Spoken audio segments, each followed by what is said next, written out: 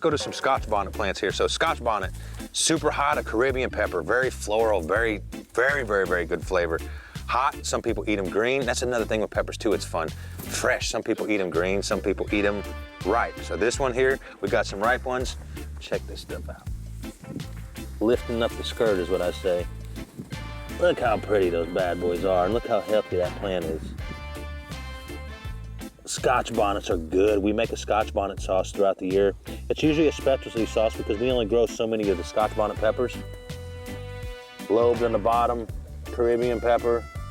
They grow red and orange. I specifically like the orange ones. It's got a little bit more of a citrusy, a little bit fruity of flavor. So I add in my Scotch bonnet sauce. I can't tell you all my secrets, but I like to add a little bit more cinnamon just because the fruitiness with this, and then the whole Caribbean vibe of a jerk vibe is a lot of cinnamon, a lot of anise. So I add a little bit of extra anise, a little bit of extra cinnamon in my Scotch bonnet mix. Makes it taste like you're on an island in the Caribbean somewhere, looking at clear water, and you got Jamaican music going in the background. Come over here to some Puma peppers. Puma peppers is a beautiful, beautiful, beautiful plant. I love growing this because as a pepper, most peppers are green, and it looks beautiful, have a lot of greenery, but this plant is pretty. It's got like a purpley top, lime green on the bottom. I think I've explained that to a few people before. And then we get down here, let's lift up this skirt right here. Oh, look at these pretty bad boys. Lobed on the bottom like a habanero. Look how pretty that is. It's got the striations of purple running through it. I don't grow normal habaneros. We grow Pumas. To me, the Puma's a little bit less hot than a habanero, but more flavor. Anything with the low bottom, like Yeso, they're gonna have citrusy, fruity kind of notes to it, but this kind of brings to me a little bit more of a smoky tone to it. It's the pepper of all peppers in my eyes. It's hot, it's darn hot. It's good hot, did I say that? But it's a little less hot than a habanero, which I like, because habaneros sometimes tend to be a little too hot. I'd say this pepper's probably a little hotter than a Thai chili, a little less than a habanero. Super, super, super good. Beautiful plants. We grew extra Pumas this year just because the Puma does sell very, very well. And we grew a few extra plants. Maybe we got 25, so maybe we got 30 plants of Puma this year. They produce well too. So when you want to make a sauce, if you ever try to make a sauce and if you don't have habaneros and you want Puma, that's my boy right here. Puma, you my boy. Let's go down here to some Apache. So I'll tell you a cool story about the Apache pepper. There was a gentleman stationed in Korea in the Navy. He brung back the seeds. He said they grew over there, they grew wild. So he brung the seeds over here. A gentleman knew that. He gave them to a gentleman named Ben Steinberg. Thank you for giving me the Apache pepper. But he said, you're Apache, you grow this pepper. Started the seeds. It's a short, dwarfy little plant, but look how pretty the peppers are. They're big peppers. So the gentleman gave Ben the seeds, and Ben said, you're Apache, you grow the pepper. So I grew the plant, never could find the seeds in another book. So of course, what'd you do? I'm a seed saver anyway, so I saved the seeds. And the cool thing about an Apache plant, coming from my garden, it is a true heirloom of 7 to 8 years. We've been growing it here in the soil of this garden, East Tennessee, for the past 8 years. So it is a true heirloom of our garden, which is cool. So if you ever get the Apache sauce, know that that is a very cool, unique pepper that is a true heirloom to where you're eating it from. So that's cool. I'd say this is a little bit hotter. The heat-wise and the flavor-wise of an Apache pepper is the heat of a cayenne, but with the fullness of a jalapeno. So it's a little bit thicker hull, not as thin as a cayenne, so it's got room for enough good flavor. This is, I call bright with a bite.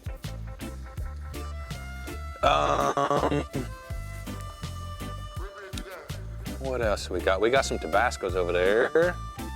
We got some Thai chilies. These are all mine. I wish they grew taller, and I don't know why I cage them, honestly. But this is my, here's a volunteer. We have lots of volunteers. That's why they call them Tennessee Volunteers. Do we know what this is growing right next to the Apache? Nope. Looks like a pepper, if you ask me.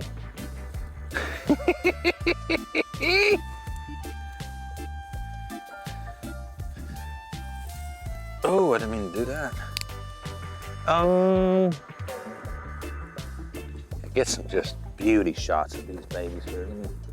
That's what we call lifting up the skirt here. Oh my gosh. Lifting up the skirt, seeing the goods.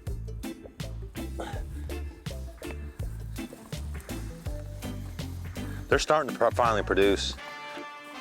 Here we got my friend, Purple Nurple. It's the prettiest basil you ever see in your life.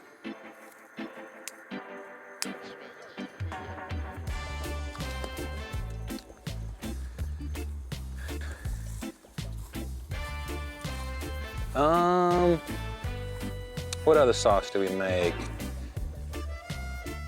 We got these Tabascos here. I said I can run some Tabascos.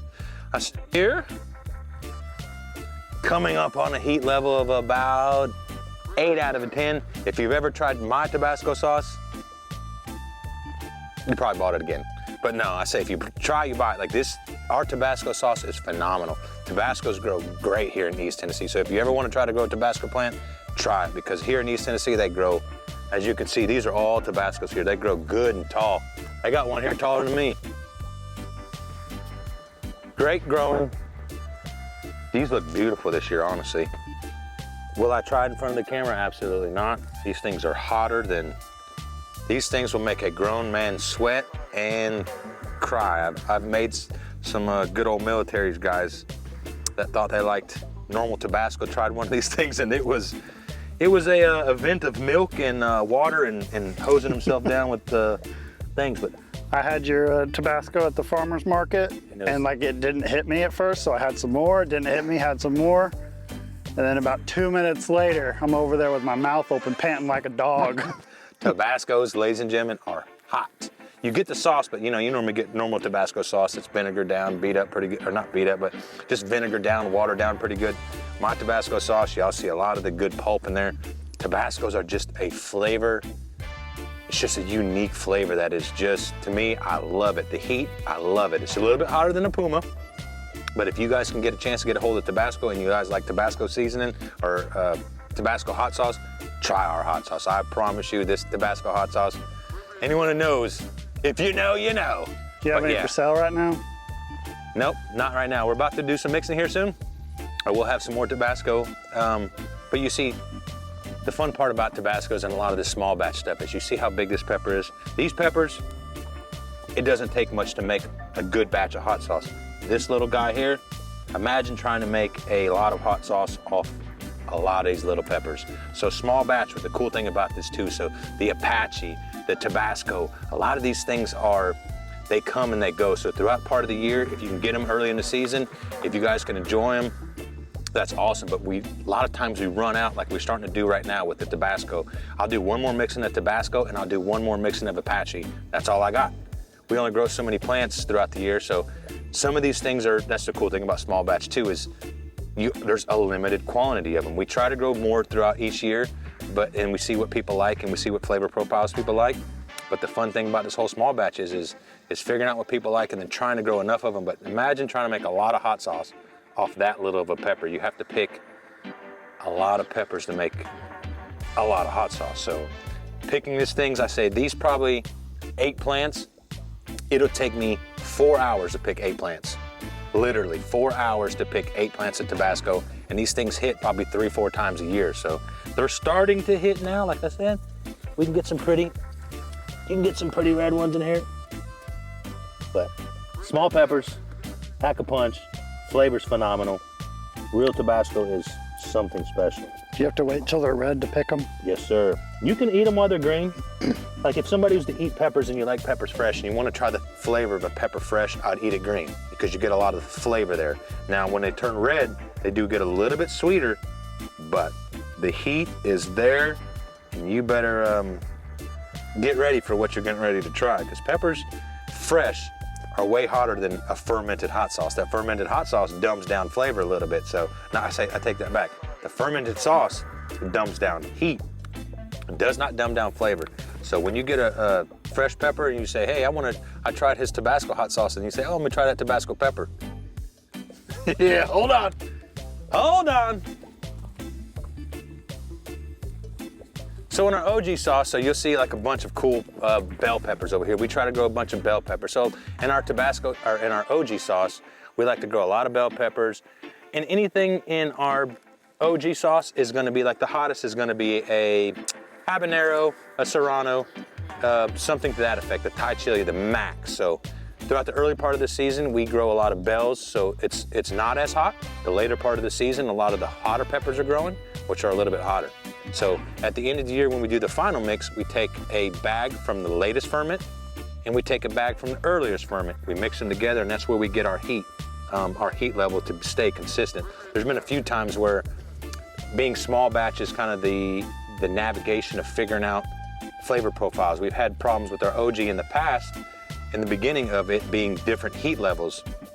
That's because the different times of the season, different parts of the season gives you different peppers where they're diluted. So the small batch OG, the OG is where we try to keep it exactly the same flavor profile, but the heat does vary. It sways between like a 3 and 4 out of 10, which is, it's cool in my eyes. Like it's Small batch. It's small batch, baby. It's artisan, like, so unless we grew all the same kind of peppers, what's the fun in that? Let me admit something, guys. I have a pepper addiction. I have an addiction of when I get too many seeds, I like to grow all the peppers. Why not grow this one? Why not grow that one? I got a problem. I grow way too many pepper seeds, so figuring out, my palate figures out what sauce I'm gonna make, and they tell me what kind of sauce they need me to make. So we work together, and it's a collaboration between the peppers and I, and we bring it to you in a happy batch of fermented goodness. And it's a small batch artisan, so it's not the same exact every time, but very close. I want you to try something quick. Ow. You might have tried it before. So then you have a garden and you get cool things like this, which is called stevia. And stevia is the sugar equivalent to an herb or a plant. Try this, mister. This is phenomenally sweet. It's good.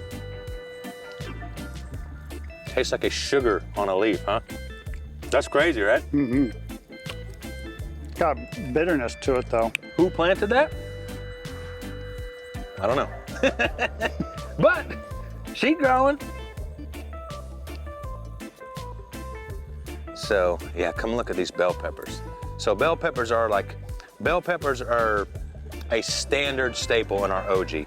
We grow a few different kinds of bell peppers. In the bell pepper mix, we grow at least 4 kinds of bell peppers. Big red ones, we grow some Lesia bells, we grow some short pimento looking bells. They all have different sweet flavor profiles to them. So running through here, here's a Lesia. This is beautiful. Look how pretty these things are. They're kind of like along the lines of a puma with that purple striation to them. When they're a little bit younger, they got a little bit more of the purpleness to them there. But every pepper will turn, not necessarily yellow, some will turn yellow. Every pepper will turn orange or red. So if you ever have a purple pepper like this one is the beginning, for them to be ripe, they're gonna turn orange or red. Oh, check this one out. We don't really, this is one a cool, pretty one that a lot of the chefs like and go into our sauce here, Aji Dolces.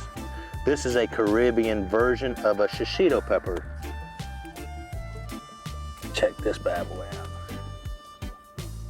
This is like, it's citrusy, fruity, got that Caribbean vibe to them, but it's just like a shishito. Some are gonna be hot, some are gonna be a little bit spicy. Look at that thing. And they are beautiful on a plate.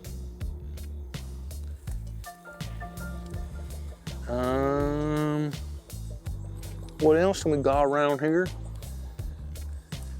That's pretty good if you want to wrap it up. Yeah.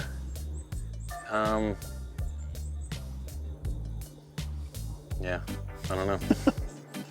Goodbye, Felicia. Bye, Felicia.